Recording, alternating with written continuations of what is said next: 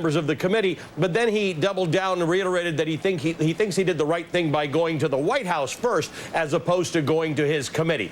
So this is not getting any better. One thing that Adam Schiff just said is he confirmed that Devin Nunes, as he said earlier, is canceling an open hearing on Tuesday in which they were supposed to hear more testimony from others involved in this allegation, this investigation into relations between the Trump campaign and the White House. So I want to bring in Naveed Jamali. He's a former FBI double agent. He's also the author of How to Catch a Russian Spy. Naveed, so much happening here that we need to sort of bring our viewers up to speed with. First of all, these two guys, Adam Schiff and Devin Nunes, a Democrat and a Republican, are really supposed to be working together in a bipartisan fashion to run this intelligence committee. These are two guys of the Gang of Eight who get better intelligence than pretty much anybody else in the country except the president.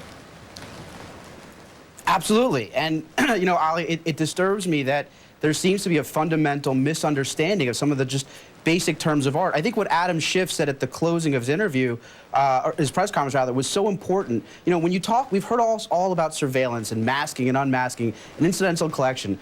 That has nothing to do with, I think, what Nunes is referring to, but rather there are reports. We call them products in the intelligence community. A lot of those products are based on reading foreign newspapers. And in that case, you're going to write back that, you know, country A has this reaction to a proposed administration, you know, policy.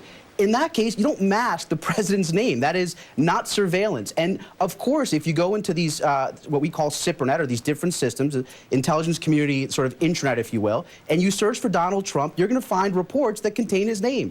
That does not mean that there was incidental or otherwise surveillance done on the president. It's a complete misnomer. And it's important to note, I just want to sort of remind people that Devin Nunes has sort of backed off on that a little bit. He's implying that this was stuff that was picked up between foreign entity, talking to foreign entity about American entity, very different than what the allegation has been, and that is somehow either the Obama administration or U.S. intelligence agencies were trying to listen in on Americans.